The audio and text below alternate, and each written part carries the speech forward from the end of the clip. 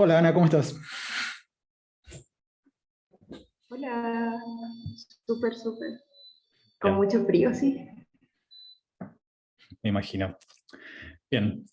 Empecemos con esta clase entonces de anáfora y algunas nociones básicas, que es la clase que pensaba subirles el miércoles básicamente, pero ya ustedes tenían prueba.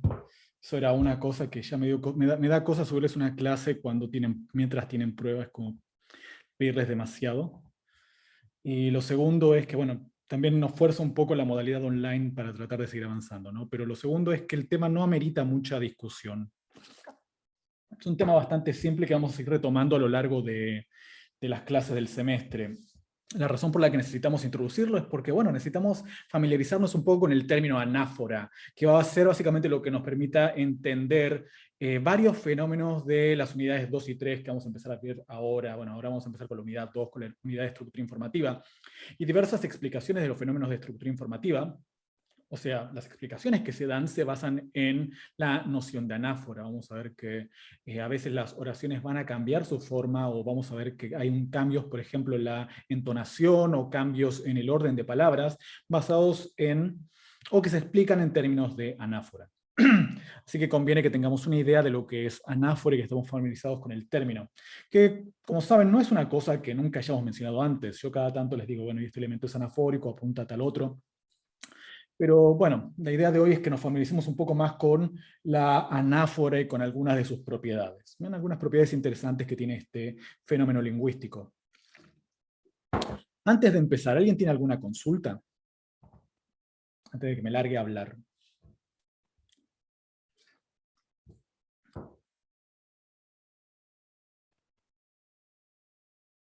Bien. Tomo.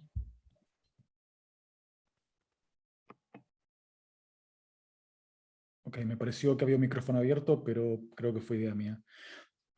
Amacha dice, no. Bien, vamos empezando entonces. Lo primero que tenemos que hacer cuando hablamos de anáfora es establecer una distinción clave que nos va a permitir distinguir básicamente dos tipos de fenómenos lingüísticos. ¿Okay? Nosotros sabemos que dentro de la lengua tenemos algunos elementos, algunas palabras que nos permiten referir a otras palabras. Son elementos, si se quiere, sin significado, que adquieren su significado a partir de, bueno, referir a otros elementos. Es algo que va muy bien con lo que habíamos hablado de denotación y referencia en el curso de semántica. El punto es que hay algunos elementos, por ejemplo, pronombres, que nos permiten referir a cosas que están en el entorno en el cual nosotros estamos. Nosotros, hablante y oyente, por ejemplo, estamos en un contexto enunciativo donde estamos hablando, y a partir de ciertos elementos lingüísticos podemos referir a cosas que hay a nuestro alrededor. Podemos, por ejemplo, yo puedo decir esto, y si les apunto, ustedes van a entender que estoy hablando del mate. Puedo decir esto y van a entender que estoy hablando de una lapicera, etc. ¿Bien? Pero por otra parte, estos mismos elementos y otros nos permiten no referir a cosas que estén físicamente en nuestro entorno, ¿okay? Sino que nos permiten referir a unidades, a entidades lingüísticas. Por ejemplo, a cosas que mencionamos previamente. Bien, yo puedo retomar alguna sintagma que mencioné previamente a partir de utilizar un pronombre. ¿Okay? Y ese fenómeno es el fenómeno que vamos a estar, bueno, esta distinción es la que vamos a estar primero introduciendo. Vamos a llamar deixis, o más bien vamos a hablar en el curso de pragmática de lo que es deixis, que son los casos en los cuales tenemos elementos lingüísticos que refieren a cosas que están afuera de la lengua, ¿bien? Cosas que están en la realidad material, ¿bien? Cosas como, por ejemplo, referirse a nuestro interlocutor, referirnos al espacio en el que estamos, referirnos al tiempo en el que estamos, etc. Bien, que lo vamos a poder hacer a partir de una variada gama de elementos, pronombres, pronombres de este tipo adverbiales como ahí, aquí, etc., que nos permiten referir, bueno, a la realidad. Pero por otra parte vamos a estar hablando de anáfora cuando tengamos un elemento, por ejemplo, un pronombre. Vamos a ver que no solamente los pronombres hacen esto, que nos permite retomar algo que dijimos previamente, retomar un significado de algo que dijimos antes, retomar un sintagma que hayamos mencionado antes. ¿Bien? Y este es el fenómeno del que vamos a estar hablando mucho en en estos segundos 2/3 de este curso de pragmática discursiva, del fenómeno de anáfora, del hecho de que nosotros podemos utilizar palabras para referirnos a palabras o a ideas denotadas por palabras. Bien. Entonces Esto no se está moviendo. Bien, ahora, dije que este iba a ser una clase más o menos teórico-práctica, así que me gustaría que ustedes puedan hacer la distinción. Por ejemplo, tenemos el ejemplo de uno. Dos amigos visitan una concesionaria de autos, uno de ellos exclama, quiero este. ¿Qué es eso? ¿Deixis o anáfora? Deixis. ¿Deixis? Nuevamente, entran a una concesionaria de autos. El lugar está lleno de autos. Uno dice, así, apunta con el dedo, dice, quiero este.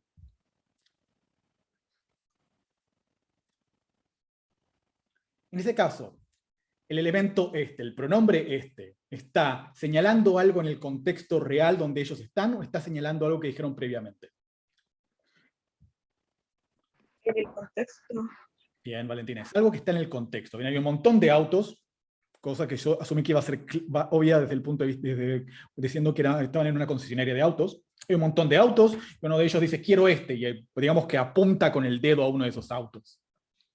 ¿Bien? En ese caso, este funciona como un pronombre demostrativo que está señalando algo en nuestro contexto. ¿Bien? En ese caso, esto es un caso de deixis. Estamos apuntando a algo que está ahí físicamente. Estamos apuntando a algo que está fuera de la realidad lingüística, está fuera de la lengua, fuera del sistema lingüístico. No es algo que hayamos dicho, no es algo que estemos pensando, es algo que está ahí. ¿Bien? Estamos refiriendo a la realidad con esto. Este es un caso de deixis. A ver si pueden ver en dos que hay. Este es un enunciado. Me preocupa un poco Cosmo. Hace años que no lo veo tan deprimido. Ah, no, estaba viendo lo de Daniela acá en pantalla. Perdón, Daniela. Anáfora. En Amaya dice esto es anáfora. ¿Alguien me puede contar un poco cuál es el fenómeno de anáfora? Está el elemento anafórico marcado en azul. Bueno, o sea, dijo de que la anáfora hace referencia a algo que ya se dijo en el discurso, por lo que lo está hablando de Cosmo. Bien.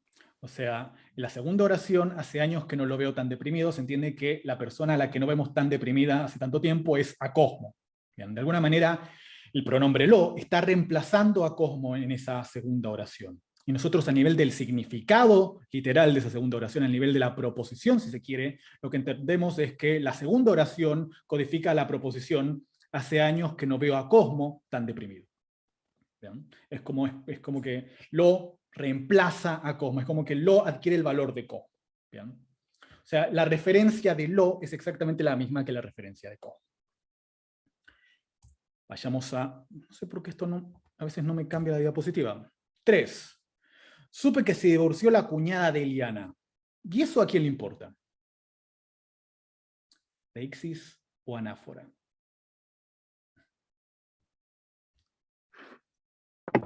¿Anáfora? Valentina dice anáfora, y me pueden decir cuál es el elemento que está siendo anafóricamente retomado. O sea, es que está hablando como de una situación, se refiere a una persona, porque como aquello va indicándole eso. O sea, si es anáfora, estamos hablando de que hace referencia a un constituyente o a un sintagma en particular. ¿Alguien puede notar exactamente cuál es el sintagma al que está haciendo referencia a eso? Es lo que dice A, de supe que divorcié de la cuñada de Eliana. ¿Exactamente a todo lo que dice A o solamente una parte de lo que dice A? No, que se divorció la cuñada de Eliana. Bien. Está haciendo referencia a la oración subordinada en este caso. Tenemos una subordinada sustantiva en ese caso, obviamente el que no va a contar para la proposición, pero acá el significado, el que está haciendo referencia a eso, es que se divorció la cuñada de Eliana. O sea, la persona B no está diciendo que no le importa que A sepa, está diciendo que no le importa que se haya divorciado la cuñada de Eliana. O sea, que este constituyente que está acá, básicamente esa oración, es lo que está siendo referido por el pronombre eso. ¿Bien? O sea que recuerden, la anáfora no solamente sirve para referir a nominales que mencionamos antes, sino también para unidades mayores como pueden ser, por ejemplo, oraciones. ¿Okay? Ese es para mí y ese es para ti.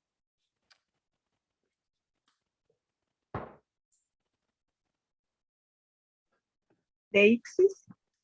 Deixis, porque acá yo me quiero imaginar que acá están hablando de algo que están repartiendo, si se quiere, en el contexto. Acá no dijimos nada previamente, así que sería muy difícil, por ejemplo, que el primer S sea anafórico si no estamos introduciendo cuál es el contexto previo. ¿Bien? Acá queda más o menos, la única interpretación que tenemos disponible es que están los hablantes A y B en algún contexto y que A, por ejemplo, está diciendo, bueno, este es para mí, este otro es para ti, y están repartiéndose algo. O sea que tenemos dos elementos deícticos que ambos son el pronombre S. ¿Bien? Y noten que acá tenemos más elementos deícticos, mi y ti, que básicamente refieren a los dos participantes de esta comunicación, a los dos participantes de la situación enunciativa. Mi, el hablante, ti, el oyente o el destinatario. El perro está enfermo, no come.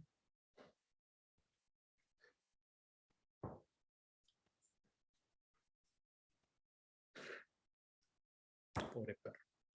Anáfora. Anáfora. ¿Y qué más podemos decir de interesante con respecto a esta anáfora? Es que por lo menos tiene concordancia con el sujeto que se estaba hablando antes, el verbo. Perro, come. O sea, lo que tendremos que decir es que tenemos dos oraciones acá. La oración llamémosla A y la oración llamémosla B. Y en la oración B hay un sujeto tácito, un sujeto nulo, que no está siendo pronunciado.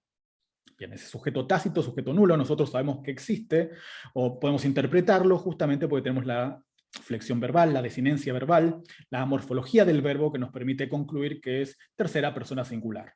Bien, y como tenemos acá un referente tercera persona singular, lo interpretamos como si fuera correferencial con el sujeto de la oración anterior, el perro. Bien. Vamos a estar viendo ahora a lo largo de esta unidad que hay ciertas condiciones bastante predecibles a partir de las cuales nosotros podemos tener sujetos tácitos, sujetos nulos, que son justamente estas, donde tenemos un elemento que se introduce en una oración y luego podemos retomarlo sin mencionarlo en las oraciones subsecuentes.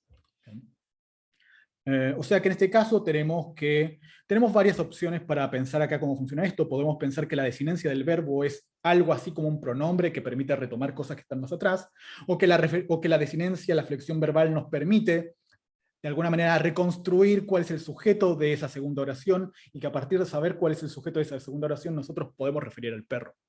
O sea, que come en realidad apunta a algún sujeto tercera singular, y el hecho de yo saber que hay un sujeto que es tercera singular me permite reconocer que ese sujeto es correferencial o refiere al sujeto de la oración anterior. ¿Bien? ¿Nos sentamos ahí? ¿Deixis?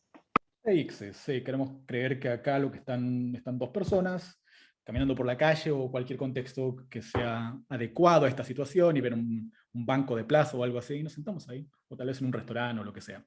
¿Bien? Ahí, crucialmente, refiere a una locación en el contexto espacio-temporal en el que están los hablantes. No me acuerdo si hay otro ejemplo. Bien. Mi prima conoce Kuala Lumpur. Estuvo ahí en verano.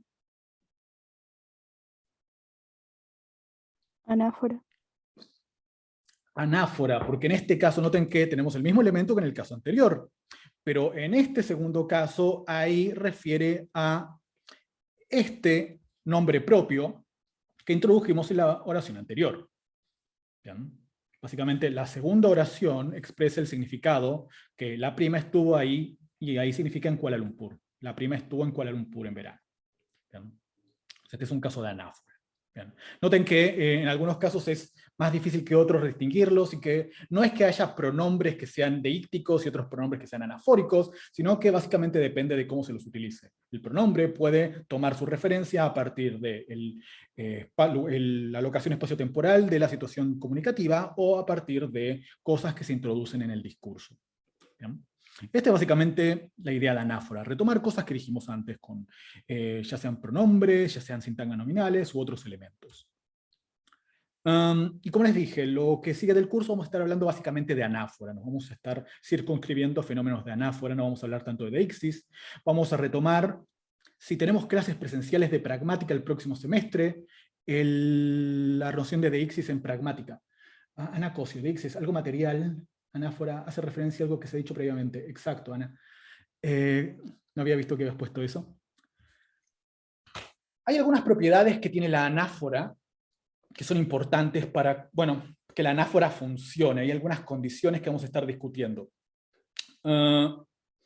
Y vamos a estar hablando de la anáfora nominal, sobre todo a lo largo de este curso. Quiere decir que el tipo más común de anáfora que vamos a estar viendo son o pronombres o sintagmas nominales.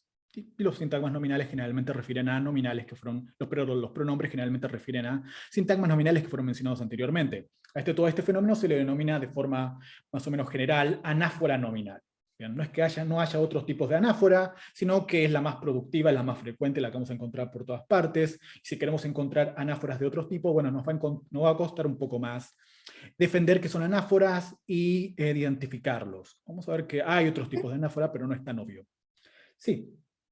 En ese caso, por ejemplo, el ahí, pero cuando estuvo cerca del nombre, o sea, del nombre propio como de un lugar, sería un caso de anáfora el que no es elemento como de clase nominal, porque Exacto. el nombre es un adverbio. Exacto, es Ah, una ya. función adverbial la que está apuntando ahí. Ese sería un caso medio gris porque por otra parte Kuala Lumpur es un nombre propio. Pero estás en lo correcto en señalar que el elemento que está retomando a Kuala Lumpur es, en términos estrictos, un adverbio. Tiene una interpretación adverbial, es un elemento locativo. Como verán, también hay casos grises. Lo que vamos a estar viendo, bueno, no tan claramente, pero vamos a ver que hay casos de anáfora que pueden ser, por ejemplo, anáforas verbales. Hay elementos verbales que van a ser anafóricos, por ejemplo. Bien, y estos van a ser casos en los cuales un verbo o una sintagma verbal refiere a un verbo o un sintagma verbal mencionado previamente.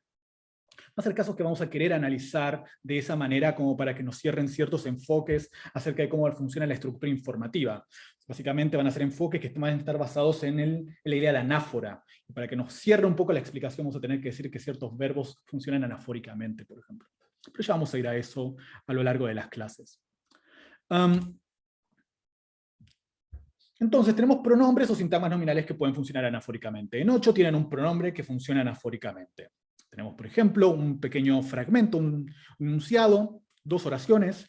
Eliana llamó ayer, hablé con ella inmediatamente. Y como notarán, ella, pronombre personal, femenino, tercera persona singular, refiere a Eliana, y no tenemos ningún problema en interpretar esa relación de anáfora. Y esta va a ser generalmente la manera en la cual vamos a estar marcando la anáfora entre elementos lingüísticos. ¿Bien? Vamos a poner un subíndice, que en este caso es I, pero si tenemos más de un elemento, al siguiente le vamos a poner J, al siguiente le vamos a poner K, al siguiente L, y así sucesivamente. ¿Bien? Esa es la convención para marcar anáfora. Y acá, como notarán, marcamos que ella refiere a Eliana, poniéndole a ambos elementos una I. ¿Bien? En 9, Amaya. No es una pregunta de 9. En 9 tenemos una persona muy especial llegó ayer. Veamos si puedes adivinar quién es. La persona es alguien que conocimos cuando visitamos Timbuktu. Y como podrán ver, podemos interpretar el sujeto de la última oración, o sea, la persona, como correferencial con esta persona que llegó ayer. Bien. En este caso no tenemos un pronombre funcionando como elemento anafórico, sino que tenemos un sintagma nominal, que consiste de un determinante, la, y de un nombre, que es persona. Y este elemento también nos permite apuntar a algo que mencionamos previamente. ¿Querías decir algo, Maya?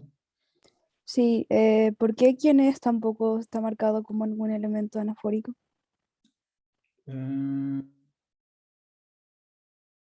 Pues vamos si puedes adivinar quién es. Porque en ese caso,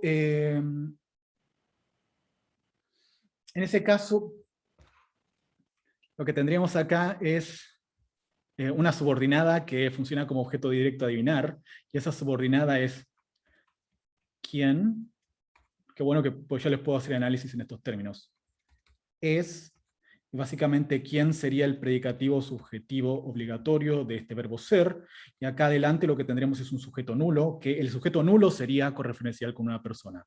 Esa persona es alguien. ¿Ya? O sea, no es quién el que está siendo anafórico en este caso, sino el sujeto nulo correspondiente, sujeto tácito de ser. Y no lo hice de esa manera porque quería darles simplemente un ejemplo en el cual pudieran ver que un sintagma nominal, como la persona, es el elemento anafórico. Pero bien notado que en esta cláusula que tenemos acá, en quién es, bueno, en la oración subordinada, quién es, tenemos un fenómeno de anáfora también, estamos retomando a la persona. Pero no lo estamos retomando exactamente con el pronombre quién, sino que estamos retomándolo a partir del sujeto tácito. ¿Okay? Pero buena la observación. Entonces podemos retomar con pronombres o con sintagmas nominales. Crucialmente, no puede ser cualquier pronombre o cualquier sintagma nominal. Por ejemplo, miren las oraciones que tenemos en 10 y 11, que les van a, bueno, estos enunciados les van a sonar horribles. Eliana llamó ayer, hablé con alguien inmediatamente.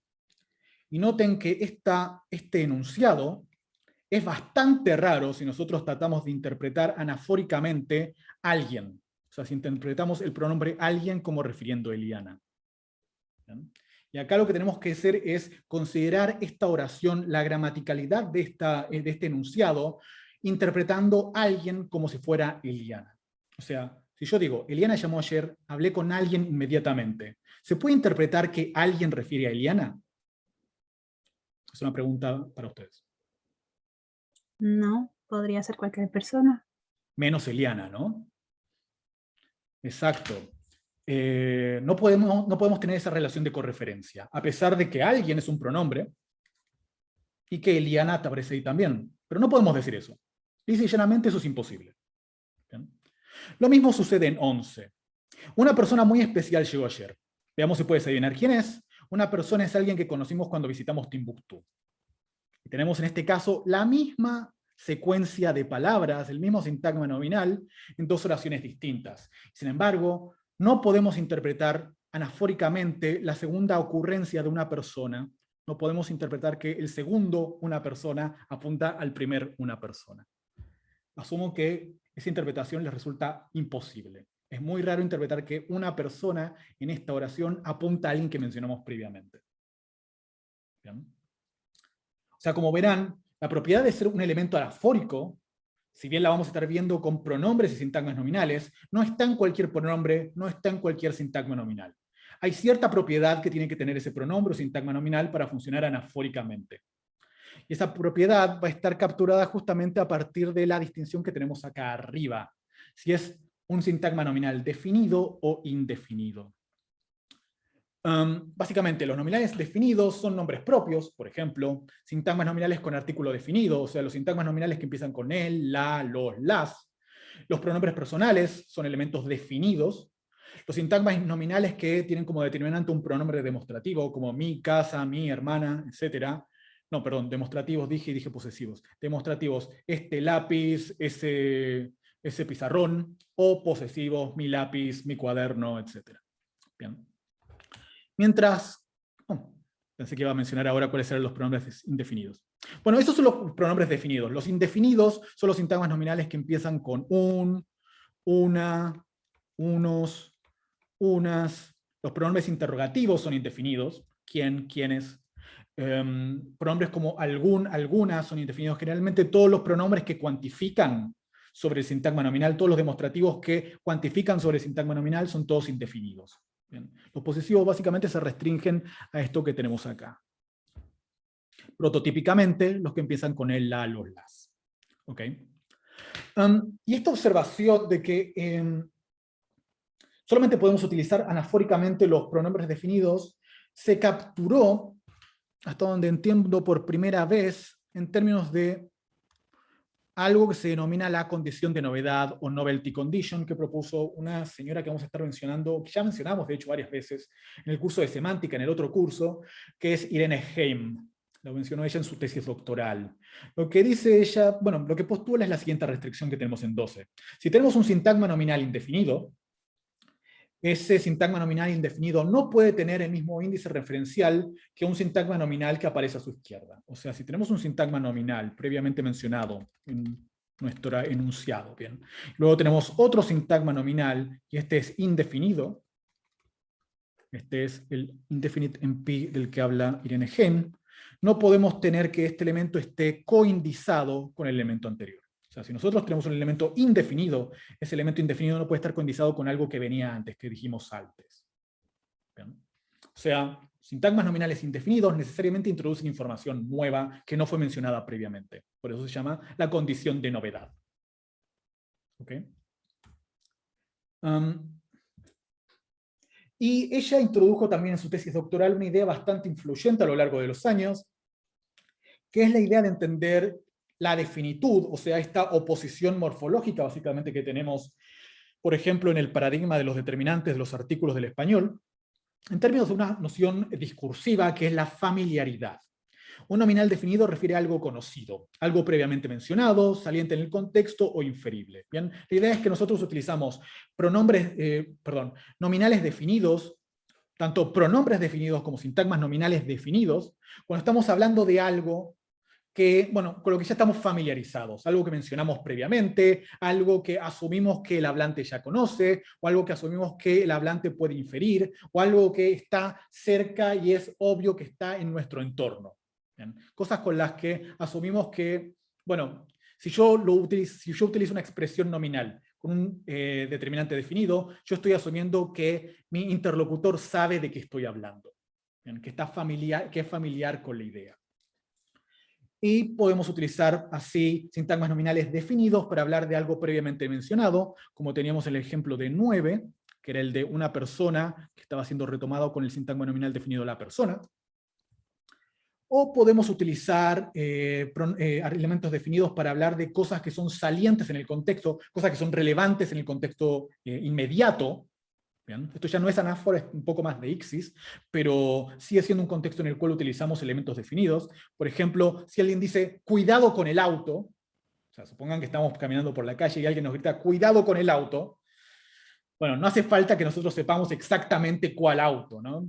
Es obvio que hay un auto en nuestro alrededor, en nuestra cercanía, con el cual tenemos que tener cuidado. Sería raro gritar, cuidado con un auto, por ejemplo.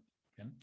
O sea que cosas que son muy importantes en el contexto, que son relevantes para hablante u oyente, o para los dos, van a aparecer con artículos definidos, por ejemplo. O cosas que son inferibles. Por ejemplo, tenemos el ejemplo de 14. ¿Por qué no vas a tu casa? ¿Por qué no te vas a tu casa? Donde tenemos un sintagma nominal definido, tu casa. Como dijimos antes, los nominales que empiezan con un pronombre posesivo son también definidos.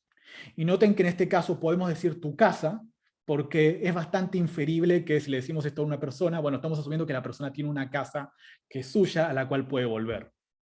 ¿Bien? ¿Por qué? Porque, bueno, ese es el escenario común para todas las personas. Todos vivimos en alguna parte, idealmente.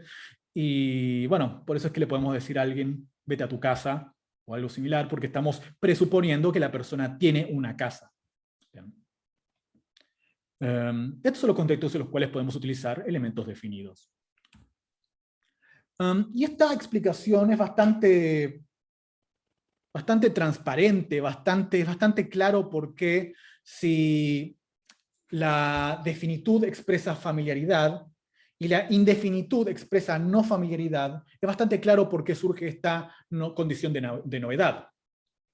Si un referente no es familiar, bien, si yo voy a utilizar con él un elemento indefinido, es lisa y llanamente porque no lo mencioné antes. Bien.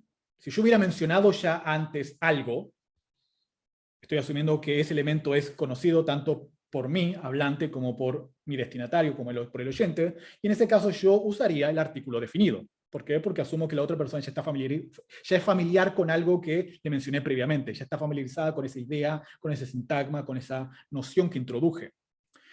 Pero si estoy mencionando algo por primera vez, es la primera vez que menciono algo, bueno, entonces no puedo asumir que la otra persona está familiarizada con este concepto. Y es por eso que voy a utilizar un elemento indefinido. Y así es como, por ejemplo, los nominales indefinidos, los que empiezan con un, una, o los que empiezan con algún, etc., tienen dos funciones primordiales. A, sirven como primera mención para un referente, o sea, sirven para empezar a hablar de algo, y ese es el ejemplo que tenemos en 15, donde puedo yo decir algo como, Cosmo tiene un conejo, le da de comer puras porquerías. Estamos utilizando el sintagma nominal indefinido, un conejo. ¿Bien? Y noten que esto yo lo puedo mencionar sin que yo antes haya aclarado que Cosmo tiene un conejo. Esto se puede decir en un contexto en el cual yo antes no mencioné jamás que Cosmo tenía un conejo. La primera mención de ese conejo. ¿Bien? O sea, estoy asumiendo que mi interlocutor, que el destinatario, no sabe que Cosmo tiene un conejo. Estoy introduciendo esa idea en esta oración. ¿Bien? Y una vez que ya introduje este referente, el conejo, yo lo puedo retomar a partir de utilizar, bueno, pronombres en oraciones subsecuentes, como estoy haciendo acá, donde el pronombre le hace referencia al conejo. Y estoy diciendo que al conejo le dan de comer puras porquerías. ¿Se ve entonces cuál es la dinámica de funcionamiento? Indefinidos introducen un referente, los definidos vuelven a retomar ese referente que asumimos ya fue introducido previamente y que es familiar para hablante y oyente. ¿Bien? No solamente tiene esa función los nominales indefinidos, sino que también sirve para referir a un miembro de una determinada clase. Vamos a estar profundizando bastante esa función de los indefinidos en semántica, pero es bastante transparente en un ejemplo como el de 16, donde podemos decir algo así como, un conejo no come queso. ¿Bien? Y estoy acá predicando algo que se aplica a cualquier miembro del conjunto de los conejos. ¿Bien? Como una especie de ley con respecto al comportamiento de los conejos. Un conejo no come queso. ¿Bien? Noten que no estoy introduciendo un referente en particular. Estoy hablando de los conejos a nivel general. Estoy hablando del comportamiento prototípico del conejo prototípico. ¿Bien? O sea, estoy hablando de un elemento de una clase. Cualquier miembro de la clase de los conejos, del conjunto de los conejos, no come queso. ¿Bien? Tengan cuidado que estas no son propiedades que necesariamente definan a los indefinidos todo el tiempo. De hecho, hay algunos sintagmas nominales definidos que manifiestan conductas o interpretaciones muy similares a esto que tenemos acá en 16. Y esos son los sintagmas nominales que se conocen como definidos, que es un uso especial de los sintagmas nominales definidos. Perdón, definidos genéricos, me faltó la palabra clave. Que es un caso como el de 17. Donde yo, para no hablar de un león en particular, o de un león que introduje previamente, y el que asumo que hablante y oyente están familiarizados, yo simplemente puedo decir el león es un animal africano, y esto tiene una interpretación genérica en el sentido de que acá también estoy hablando de el león en términos de especie, o en términos de tipo de animal. ¿Bien? Estoy hablando de la clase de los leones. ¿Bien? ¿Hay alguna consulta hasta ahora, alguna observación, alguna pregunta con respecto a lo que vengo diciendo? Amaya.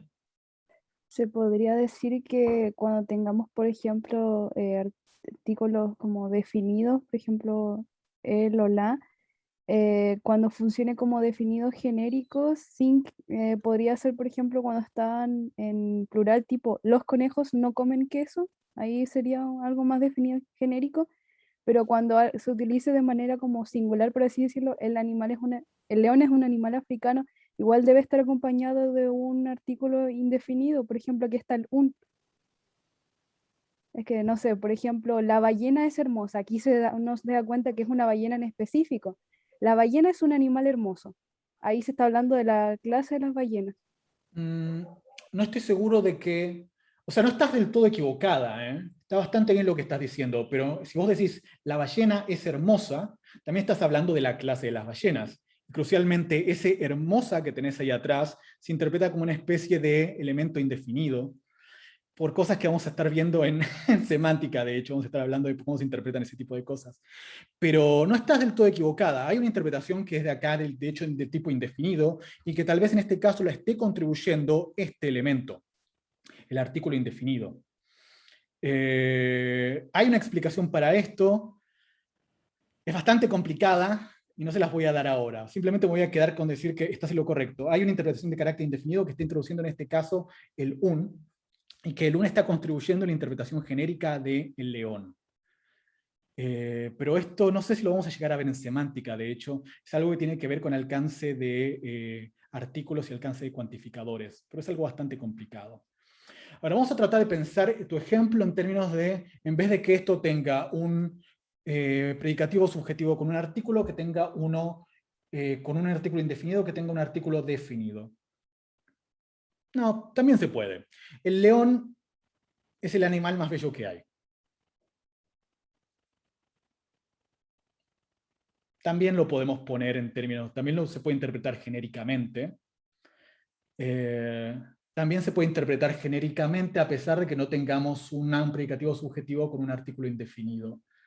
Pero creo que estoy haciendo trampa, porque en ese caso la interpretación indefinida te viene de bello. El punto es, estás bastante en lo correcto, la interpretación del genérico no surge del definido en sí mismo, o sea, no es que el definido puede interpretarse como genérico, sino que surge de toda la construcción. Eso está bien. Pero no creo que podamos establecer un ejemplo en el cual podemos demostrar eso a partir de lo que sabemos hasta este momento sobre el significado de los artículos. Muy buena intuición la que acabas de tener, Amaya. Bien, voy continuando. Algunas condiciones para la anáfora. Cuando es posible, el elemento anafórico debe coincidir en género y número con su antecedente. Y esto noten que es cuando es posible. ¿Bien? Es algo que podemos ver en los pares de 18 y 19, las oraciones de 18 y 19. Si conozco a Eliana, conozco a Eliana. La vi ayer en el cine, por ejemplo, donde podemos notar que el clítico femenino la hace referencia a Eliana. Se entiende en la segunda oración que a la persona que viene el cine fue Eliana.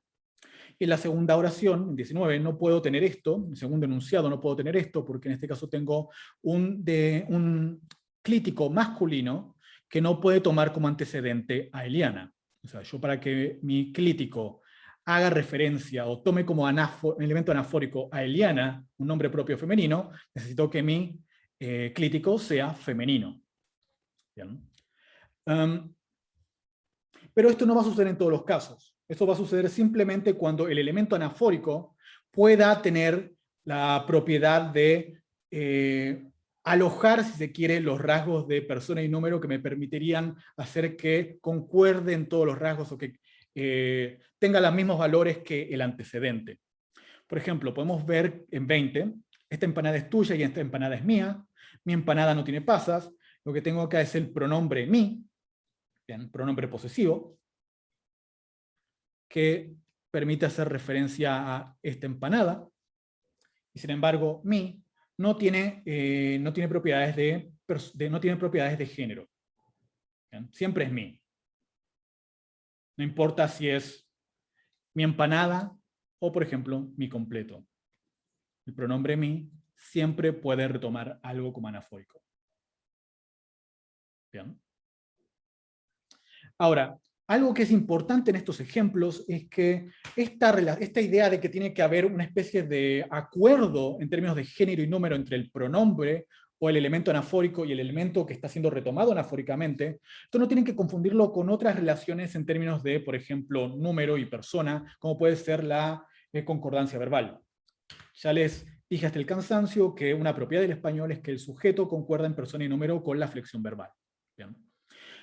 En este caso podemos ver que es necesario cierto tipo de acuerdo entre el elemento anafórico, la en este caso, y el elemento al cual se está haciendo referencia, el antecedente. Pero esto no es lo mismo que la concordancia. Crucialmente en estos casos parece que tenemos algo más bien, una especie de acuerdo a nivel semántico. Para decirlo en términos muy vagos, es necesario para que yo sepa cuál es el elemento anafórico de la en este contexto, que yo le ponga género femenino a esto para saber que es Eliana y no otro elemento. Pero si este elemento no puede portar rasgos femeninos, por ejemplo, bueno, no los va a aportar. De hecho, podemos encontrar algunos ejemplos en los cuales vamos a ver que hay una discordancia en términos de género y número. Por ejemplo, los casos de 22 y 23. Podemos decir, vino harta gente ayer, los convencí de comprar mi libro, donde yo tengo el antecedente gente, bien, un nombre, tercera persona singular, gente, la gente, siendo tomado como antecedente por el clítico masculino, plural, los. Bien. Y noten que acá lo que está sucediendo es que gente introduce la idea de una pluralidad de personas, y los lo que hace es retomar como antecedente esa pluralidad de personas. No está tomando necesariamente como antecedente a la palabra gente, sino a la denotación, a lo referido por la palabra gente. Un conjunto N de personas.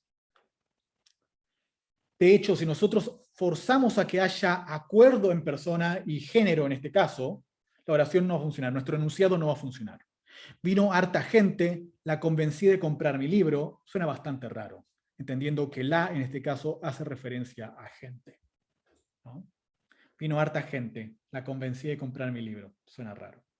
O sea, para entender que convencimos a más de una persona de comprar el libro, necesitamos usar los, en este caso. ¿Bien? O sea, no es una propiedad sintáctica, no es una cuestión de acuerdo de la manera en que funciona la concordancia, esta necesidad de paralelismo en persona, en género y número, sino que más bien parece ser una especie de condición semántica para que quede claro cuál es el antecedente de mi elemento anafórico. Bien, es como para que sea más fácil resolver cuál es el antecedente de la anáfora. ¿Okay? ¿Alguna consulta hasta acá?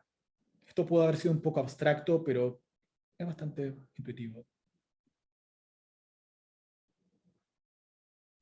De nuevo, algunas condiciones para la anáfora. Hay dos tipos de anáfora, básicamente, que podemos distinguir en términos del comportamiento a nivel general. Básicamente, la anáfora puede ser intraoracional o interoracional. Jennifer.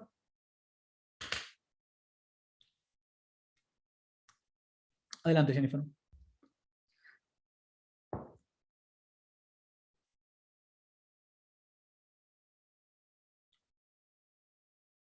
Hola, Jennifer.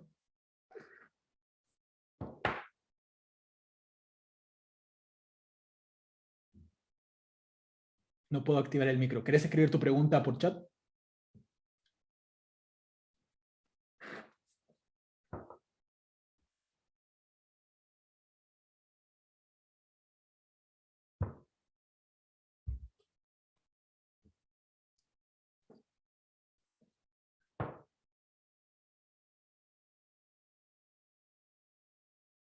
Si podría dar otro ejemplo de esto.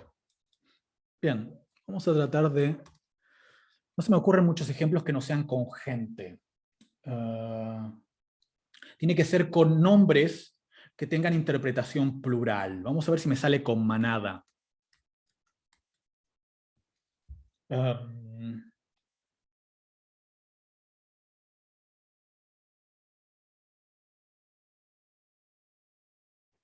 ¿Qué tal esto?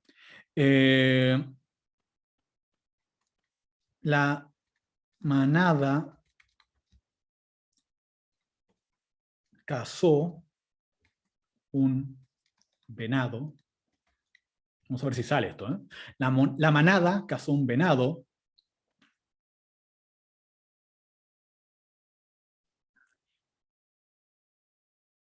La manada cazó un venado.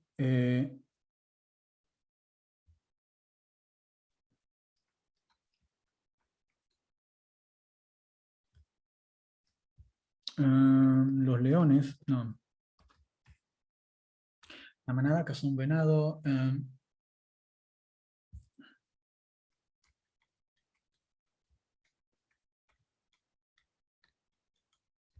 Estos animales.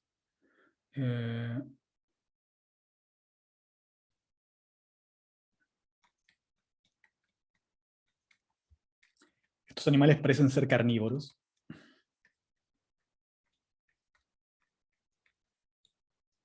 Bien.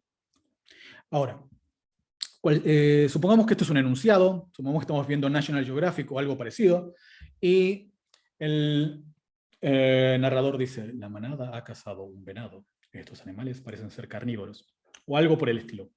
Donde el sintagma nominal definido, estos animales, se interpreta como un elemento anafórico que hace referencia a, no a la manada, sino más bien a los miembros de la manada. ¿Bien? O sea, la idea es que un nombre como la manada, esto es un sintagma nominal, hace referencia a una pluralidad de individuos que forman esa manada. Bien.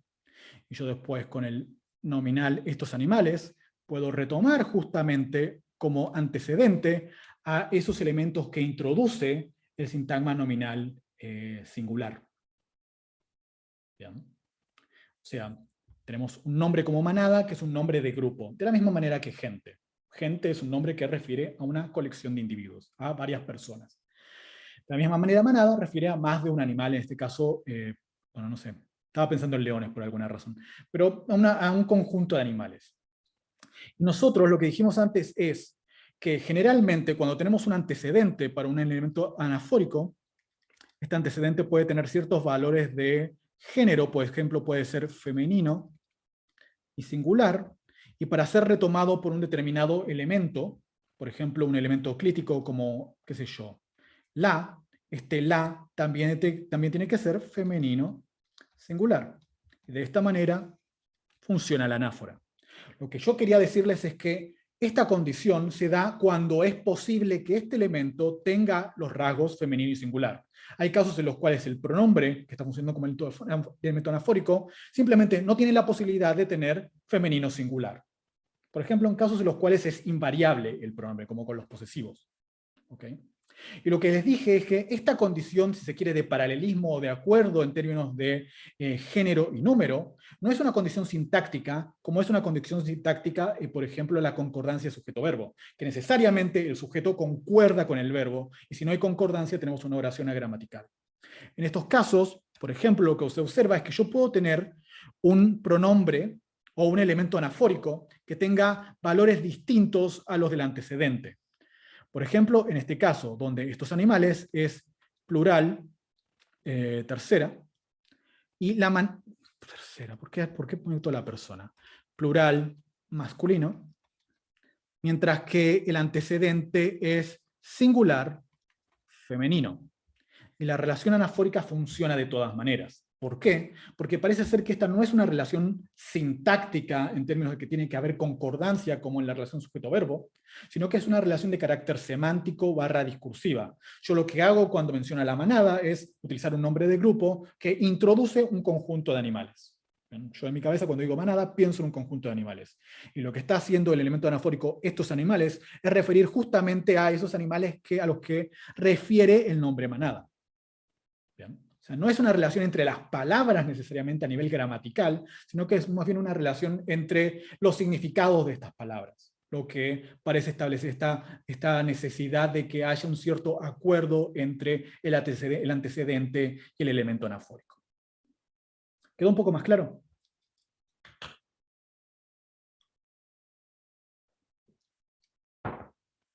Un dedito arriba me vendría bien. Dedito arriba. Si no quedó más claro, lo repito. Ah, sí, muchas gracias. Perfecto, Jennifer. Seguimos entonces.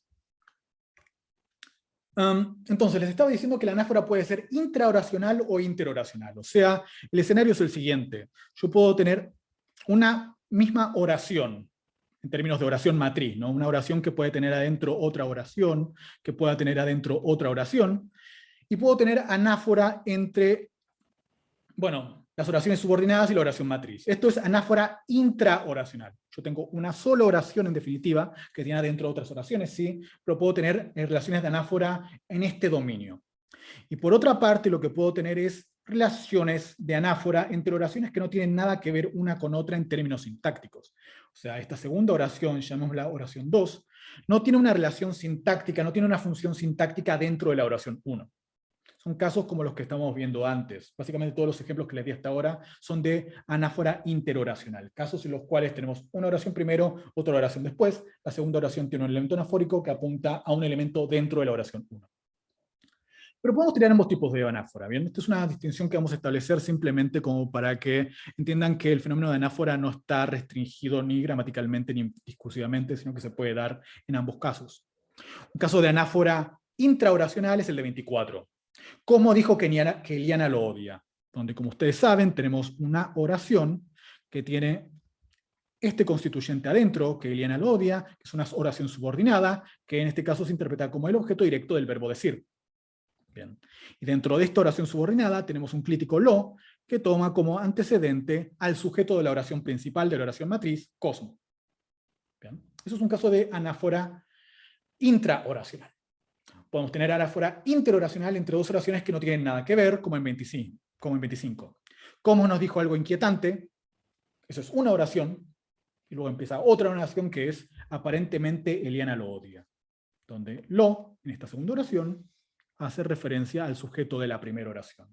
Y noten que no hay una relación sintáctica entre esta oración y esta oración. Quiero decir que la segunda oración no tiene una función sintáctica dentro de la primera oración, ni la primera oración tiene una función sintáctica dentro de la segunda oración. Son oraciones gramaticalmente independientes.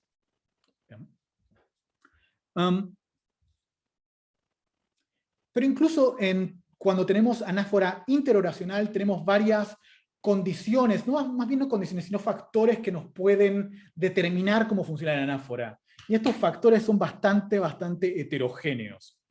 Vamos a ver algunos casos solamente a modo de ejemplo, como para que vean el tipo de factores que pueden inducir a que nosotros interpretemos la anáfora de una u otra manera. Por ejemplo, se observa la tendencia por interpretar como antecedente anafórico un elemento en posición de sujeto preverbal. Por ejemplo, yo puedo tener una oración como 26, Cosmo insultó a Jorge, Eliana le pidió que no vuelva. ¿Alguien me puede decir quién es el antecedente de le? ¿Cosmo? Efectivamente, Tomás. Acá lo que se interpreta como el antecedente más obvio para le es Cosmo. En este caso, Eliana le pidió a Cosmo que no vuelva. ¿Bien? Perfecto. Pasemos a 27 y veamos qué pasa. Jorge fue insultado por Cosmo. Eliana le pidió que no vuelva. ¿Quién es el antecedente de le? Igual Cosmo. Jorge fue insultado por Cosmo. Eliana le pidió que no vuelva. ¿Cosmo también? ¿Alguien tiene una interpretación distinta?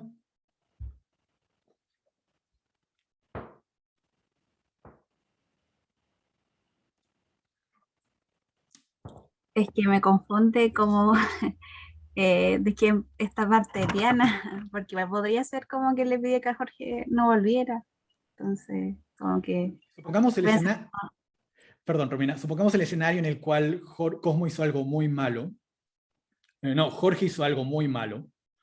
Entonces, le hizo algo muy malo a Eliana. Y en ese contexto, Jorge hizo algo muy malo, entonces en ese contexto Cosmo insultó a Jorge. En ese contexto, Eliana le pidió que no vuelva.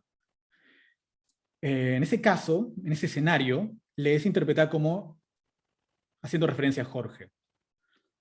Y si bien no me salió la primera acá con la interpretación que tiene Tomás, se observa que en diversas lenguas, cuando tenemos un pronombre en una segunda oración, ese pronombre tiende a apuntar al sujeto de la primera oración.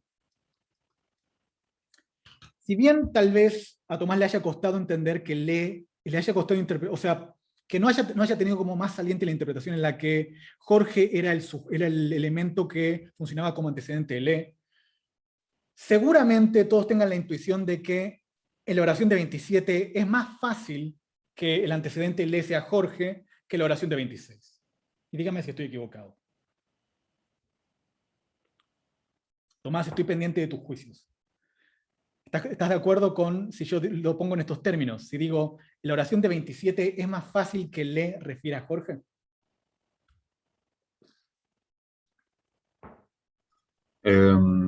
Estaba pensando que sin la oración anterior, la 26, probablemente la 27, si hubiese estado sola, habría interpretado que apunta a Jorge. Bien, bien punto. Y esta es mala mía, pero no creo que haya otra manera de presentar los datos. Hay muchos casos en los cuales la interpretación de una determinada oración va a depender del ejemplo que vino antes. Es un fenómeno que en psicolingüística se denomina priming. Y cuando tenemos una determinada interpretación en una oración A, una interpretación a nivel semántico, y les damos una oración B, el fenómeno de priming semántico es que yo en la oración B voy a tender a tener la misma interpretación que tuve en la oración A.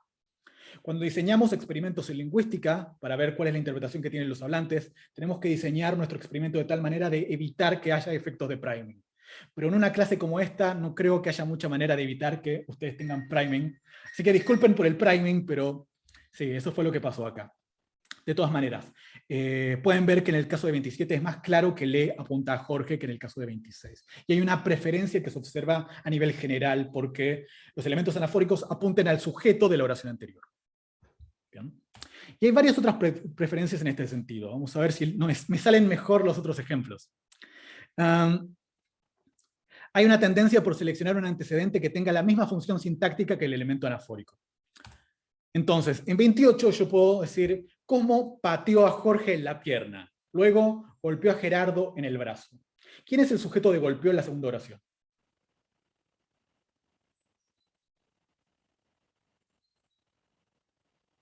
También Cosmo. Exacto. O sea, Cosmo estuvo tuvo un ataque de furia y primero pateó a Jorge en la pierna y luego Cosmo golpeó a Jorge en el brazo. Esa es la interpretación que tenemos todos de manera más natural. Ahora, traten de olvidarse de esto. hagan una especie de control-alt-delete en su cabeza, borren su mente y interpreten la segunda oración. 29. ¿Cómo pateó Jorge en la pierna? Luego, Eliana lo golpeó en el brazo. ¿A quién refiere lo?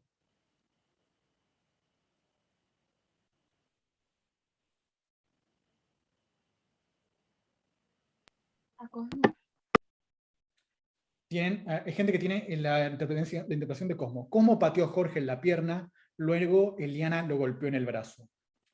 Jorge. Yo también tengo la interpretación de que es Jorge. Y igual, no es que esté mal la interpretación de Cosmos, es una oración ambigua. Nosotros no sabemos exactamente a quién apunta lo, pero parece haber una tendencia. Acá sí me había puesto Jorge, Jennifer también a Jorge. Disculpen, no, se me pasa a mirar el chat a veces. Ya saben cómo soy.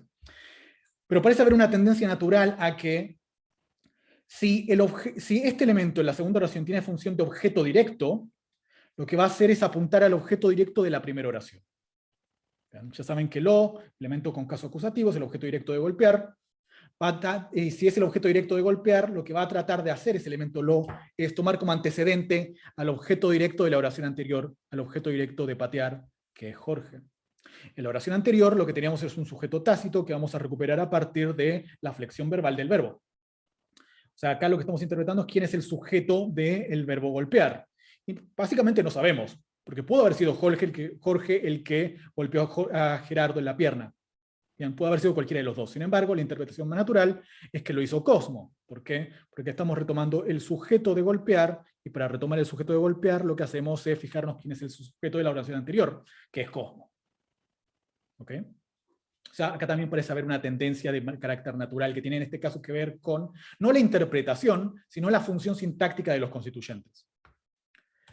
Y luego hay un caso un poco más restringido, que es el caso que se denomina de causalidad implícita. El sujeto de una subordinada causal tiende a interpretarse como el estímulo causal. ¿Por qué causal? De la matriz. Bien, esta parte no le presten atención a esto lo tendría que haber cambiado. Pero miren los casos de 30 y 31. Eliana hizo enojar a Susana. Debe ser porque se olvidó el pan. ¿Quién se olvidó el pan?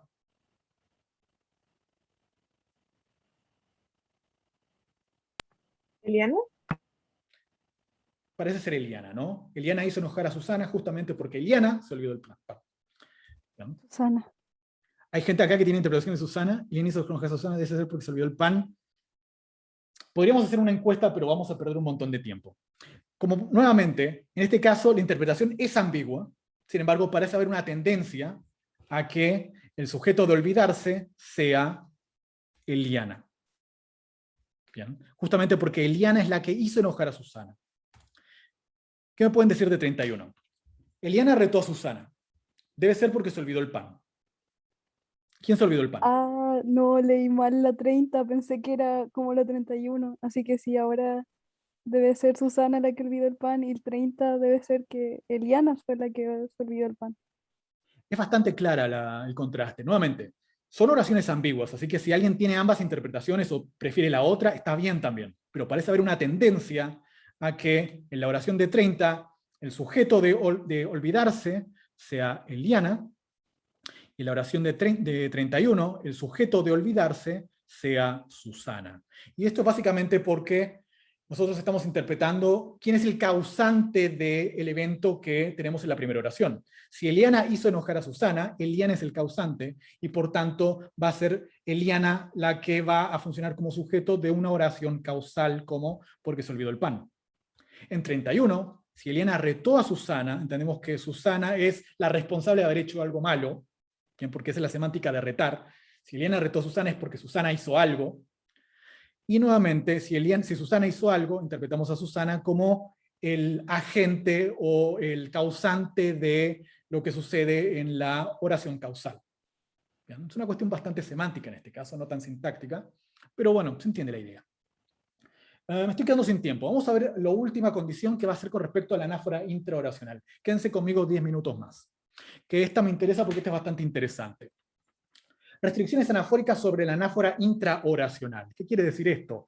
Que no solamente tenemos ciertas tendencias que se dan cuando tenemos anáfora entre dos oraciones distintas, sino que tenemos leyes que rigen cómo funciona la anáfora intraoracional. ¿Bien? Dentro de una oración hay leyes que nos van a decir qué elementos pueden referir a otros elementos.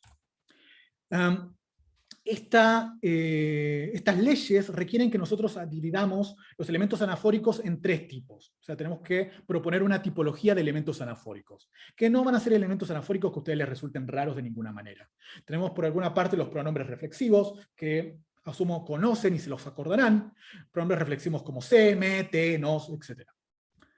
Por otra parte, tenemos pronombres personales y clíticos, como ella, como yo, como lo, como las, como les. Bien. Estos son distintos tipos de elementos anafóricos. Por un lado los reflexivos, por otro lado los pronombres personales y clíticos, y en tercer lugar las expresiones referenciales, que son los sintagmas nominales que tienen artículo o determinante, básicamente. Una persona, un niño, la esposa de Juan, lo que sea. Bien. Y dependiendo de si tenemos uno de estos tres tipos de elemento anafórico, vamos a tener distintas restricciones que se dan dentro de la oración en términos de anáfora. Lo que Chomsky en el año 81 denominó las condiciones o principios del ligamiento anafórico.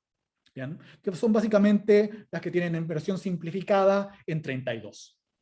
La idea es, si tenemos un pronombre reflexivo, ese pronombre reflexivo necesita tener su antecedente, su elemento, el elemento al que refiere anafóricamente, dentro de su propia cláusula. ¿Bien? En la cláusula en la que está el pronombre reflexivo, en esa misma cláusula tiene que estar el antecedente. 32b, o la famosa condición B, dice que si tenemos un pronombre, o sea, un pronombre como ella, un pronombre como yo, un clítico como lo, como las, como les, el antecedente de ese elemento no puede estar en la misma cláusula. Tiene que estar en una cláusula superior. ¿Bien? El elemento anafórico, en otras palabras, el pronombre tiene que estar en una oración subordinada, por ejemplo, y su antecedente tiene que estar en la oración matriz. ¿Bien? Y por último, la condición C, una expresión referencial, o sea, un sintagma nominal como, qué sé yo, el niño, la casa, el perro, lo que sea, no puede tener un antecedente dentro de la misma oración. O sea, tenemos una oración y ese sintagma nominal definido no puede referir a ningún elemento que lo preceda dentro de la misma oración. Veamos cómo se cumple esto.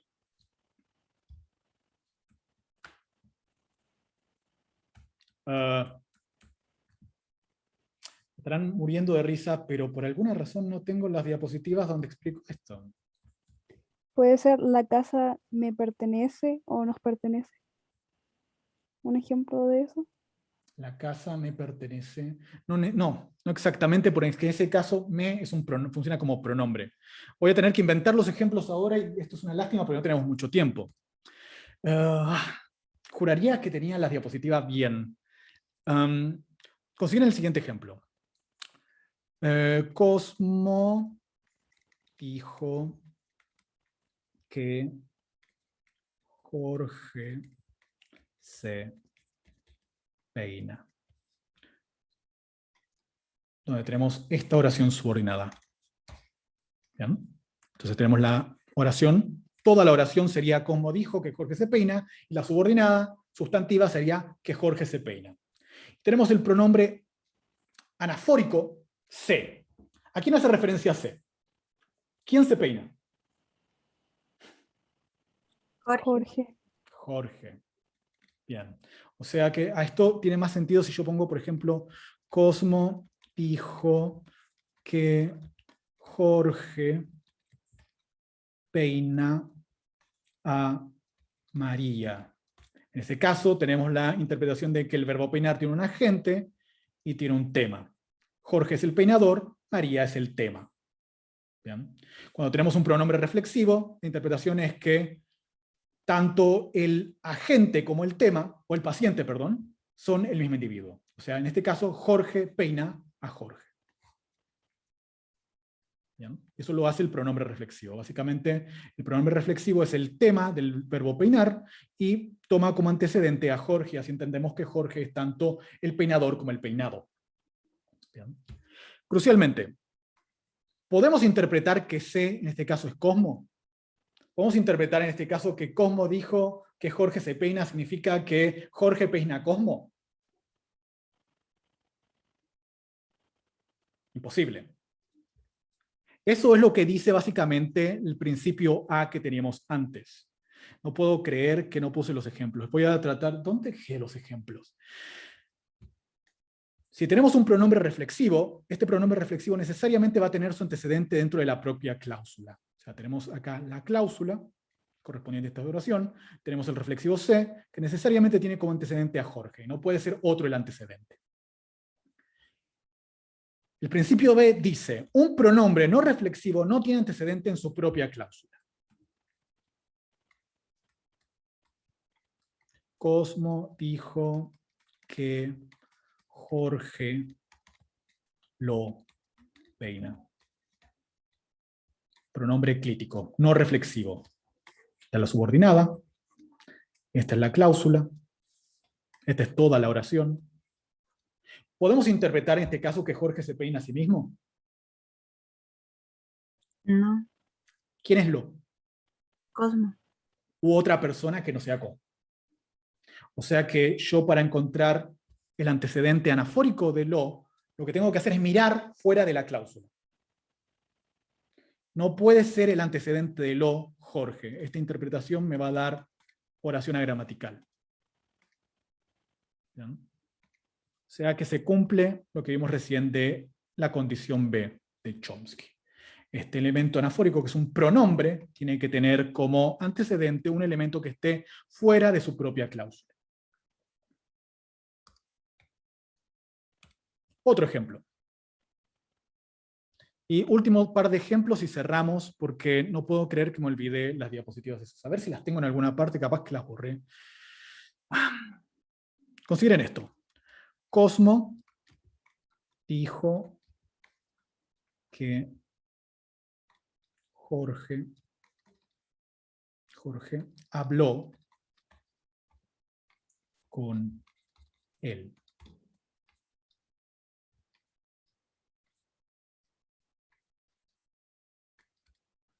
Esto está bien, ¿no? Si yo digo que Cosmo dijo que Jorge habló con él puede ser Cosmo. ¿Todos de acuerdo, no? Sí. Perfecto.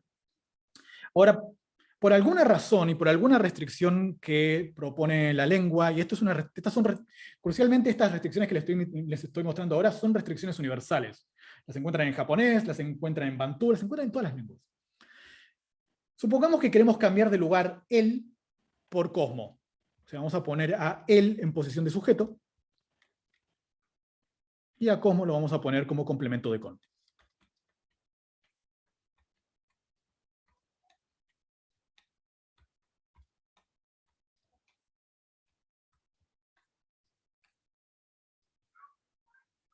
Bien.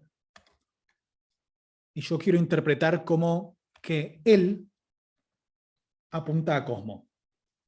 Él dijo que Jorge habló con Cosmo. ¿Puede ser que Cosmo haya dicho esto? ¿Suena gramatical eso? Suena mal. Suena horrible. Eso suena mal por justamente lo que teníamos antes. Una expresión referencial no tiene antecedente en la oración. O sea que si yo tengo un nombre propio o un sintagma nominal, como Cosmo o el vecino o lo que sea, acá este elemento no puede tomar como antecedente a un pronombre, por ejemplo. ¿Bien? Justamente porque una expresión referencial, un sintagma nominal, no puede tener un antecedente dentro de la propia oración. Noten que esto no se debe a que no podamos tener un elemento apuntando a un pronombre, porque yo podría decir esto, por ejemplo. Esto sí suena bien. Él dijo que Jorge habló con él. Eso está bien. La restricción se debe pura y exclusivamente al hecho de poner acá un sintagma nominal, tal y como dice la condición C. Bien, me pasé un poco de la hora. ¿Alguien tiene alguna consulta? Esto es todo lo que me interesaba comentarles con respecto a anáfora. No es que yo les vaya a hacer 1001 preguntas con respecto a anáfora, sino que quería que ustedes se familiarizaran un poco con los problemas del dominio de la anáfora y que vean que la anáfora es en sí mismo un problema lingüístico. De todas maneras, nosotros nos vamos a estar ahondando tanto en el problema de la anáfora, en este curso al menos, sino que vamos a estar usando la anáfora como una herramienta para postular explicaciones para otros fenómenos, para fenómenos de estructura informativa, que van a ser los problemas que vamos a estar introduciendo en la próxima clase del miércoles. Si tienen dudas con respecto a cómo funciona la anáfora, pueden ver, tienen en Cibeduc como literatura totalmente opcional, un artículo de Manuel Leonetti del 2021, totalmente opcional. Leonetti habla básicamente de anáfora interoracional, bien, y de varias cuestiones de anáfora interoracional. No habla de anáfora intraoracional. Si alguno o alguna de ustedes está interesado en fenómenos de anáfora intraoracional y quiere leer más al respecto, me pide bibliografía, porque es un campo apasionante. Pero no se preocupen, no vamos a hacer muchas preguntas con respecto a eso. ¿Alguna consulta o algo que quieran decir antes de cerrar la clase?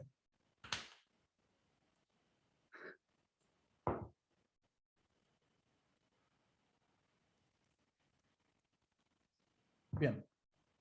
Cerramos entonces. Adiós a todas y a todos y nos veremos en la clase de semántica de mañana. Chao, profe, que esté bien.